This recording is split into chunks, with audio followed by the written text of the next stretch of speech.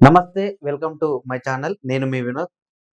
నిజామాబాద్‌లోని మణిద్వీపంలో అసలు జరిగేదంతా నిజమేనా? అంటే ఆమె దగ్గరికి వచ్చే భక్తులు రోజు రోజుకి పెరుగుతున్నారే తప్ప తగ్గట్లేదు. అంటే ఆమె గురించి అన్ని అలిగేషన్స్ చేసినా గూడా ఆమె ఆమె దగ్గర ఎలాంటి ఆహ్, మంత్రాలు గాని, ఎలాంటి శక్తులు లేవని తెలిసినా కూడా అంతమంది రావడం, అన్ని పూజలు చేసుకోవడం మరది దైవ నిర్ణయమా? లేదు అంటే ఆమె చేస్తున్నటువంటి మోసం గుర్తించలేకపోవడం వలన అనేది అర్థం కాని విషయం.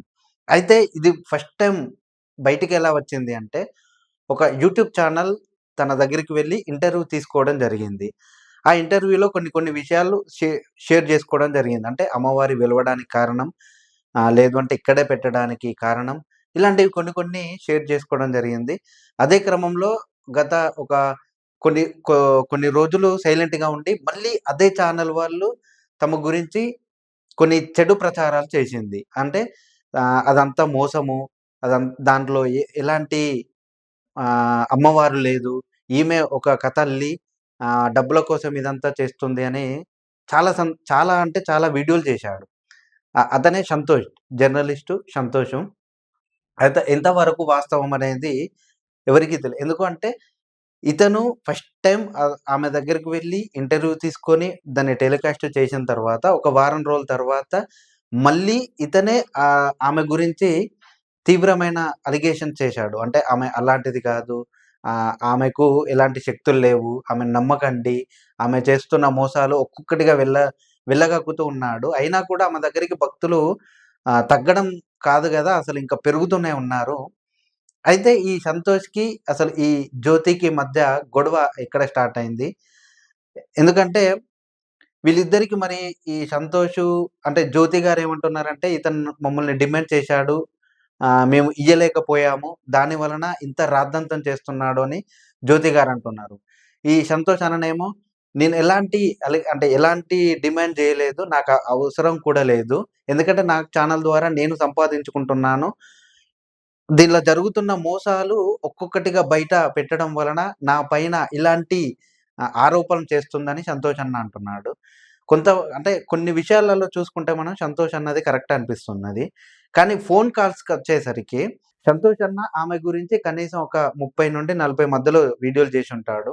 అందులో కొన్ని కొన్ని ఫోన్ కాల్స్‌కు సంబంధించినవి కూడా ఉన్నాయి.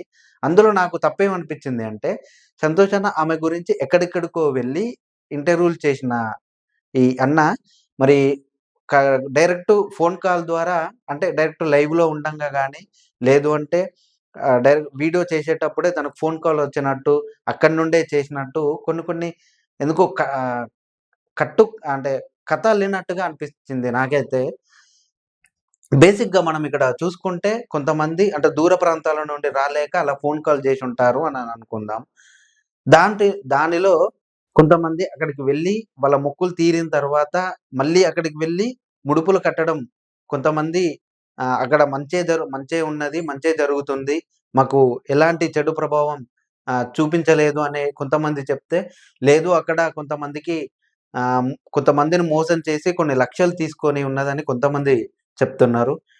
ఏది ఏమైనా గూడా ఈ సంతోష్ అన్న చేస్తున్నటువంటి పని కరెక్టు. ఎందుకు అంటే ఇలాంటి వాళ్ళ ఇప్పుడు ఈ జ్యోతి చేస్తున్న పని వల్ల మంచి మంచి వాళ్ళకు చెడ్డ పేరొస్తుంది. అంటే ఆమె దేవతను ఆవిష్కరించడం గాని, ఆమెకు కలర్‌లు వేయడం గాని, ఇదంతా ఒక రకమైన ట్రాప్ లాగా అనిపిస్తున్నది. ఇంకా సంతోష్ అన్న మెల్లమెల్లగా కొంచెం ఆహ్, బయట పడుతున్నాడు. అంటే దాంట్లో ఎవరెవరున్నారు అనే మొత్తం అందరిని మెల్లమెల్లగా ఒక్కొక్క వీడియోలో లాగుతున్నాడు. కానీ ఈ సంతోష్ అన్నయ్య వీడియోలు చూసినట్టయితే మనం దాంట్లో ఈ జ్యోతి గారికి సంబంధించినటువంటి మణిద్వీపం పరంగా చూస్తే మొత్తం ఒక మాఫియా లాగా అక్కడ నిర్మించుకున్నది అని మనం చెప్పవచ్చు.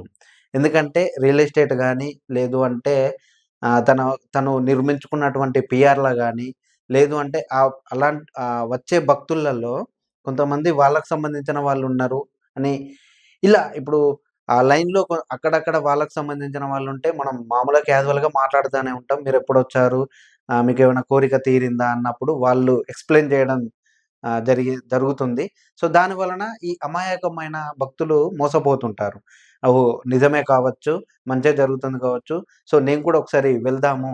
అయితే దీనిపైన సంతోష్ అన్న కొట్టిన అంటే అతను చేసినటువంటి ప్రయోగాలు గాని, లేదు అంటే అతను అంత డీల్ చేయడానికి ఈ సంతోష్ అన్న వెనకాల 'జ్యోతి' గారి వెనకాల ఉన్నటువంటి ఆ ముఠ ఏదైతుందో ఇది ఈ అన్న ఎనకాల లేకపోవడమే ఒకటి కారణం.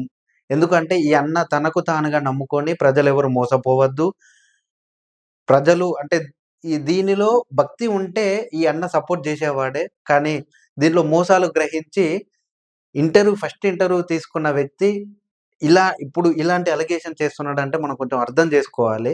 ఎందుకంటే దాంట్లో జరుగుతున్నటువంటి మోసాలు గాబట్టి రిపీట్. దానిలో జరుగుతున్నటువంటి మోసాలు గావచ్చు, లేదు అంటే వీళ్ళిద్దరు మాయ మాటలు కావచ్చు, ఇవన్నీ అమాయకమైనటువంటి భక్తులు నమ్మి అక్కడికి వెళ్లి తన పైసలను వృధా కానివ్వకుండా మంచి ప్రయత్నం చేస్తున్నాడు. ఈ సంతోష్ అన్నయ్యకు మేము గూడా సపోర్ట్‌గా నిలుస్తాము. అంతే కాకుండా 'జ్యోతి' గారు గాని, లేదంటే వాళ్ళ హస్బెండ్ గాని, వీళ్ళు చేస్తున్న అన్యాయాలు గాని, అక్రమాలు గాని, అసలు ఈ మిగతా ఏదైతే హిందువుల గురించి కొట్లాడే అటువంటి హిందూవాదులు ఎవ్వరు గూడా దీని గురించి స్పందించకపోవడం కొంచెం బాధాకరమైన. ఎందుకు అంటే, ఒక వ్యక్తి ఎదుగుతున్నాడు అంటే కష్టపడి ఎదగాలి. అంతేగాని ఇలాంటివి మూఢనమ్మకాలు, ఇలాంటివి దేవీ దేవతలను అడ్డం పెట్టుకొని పైసలు సంపాదించి వెతకడం కరెక్ట్ కాదు. ఎందుకు అంటే ఇప్పుడు ఏదన్నా మంచి చేద్దామని కొంతమంది స్వాములు వస్తే వాళ్ళని ఇప్పుడు అనుమానించాల్సిన పరిస్థితి వస్తుంది. వచ్చింది కూడా. సో, ఇలాంటి పరిస్థితులలో మనం వీళ్ళని ఎంత వరకైతే మనం ఆపగలగమో ఆళ్ళంతా రెచ్చిపోతుంటారు. సో, మనకెంత వీలైతే వాళ్ళని ఆపే ప్రయత్నం చెయ్యాలి ఖచ్చితంగా. 'జ్యోతి' గారు గాని, లేదంటే వాళ్ళ హస్బెండ్ గాని చేస్తున్న మోసాల గురించి ఇంకా అందరికి తెలియాలి. లేదు అంటే ఈ అమాయక ప్రజలు గాని, లేదంటే దేవతల మీద ఉన్నటువంటి ఆ భక్తి రూపంలో మోసపోతారు. ఎందుకంటే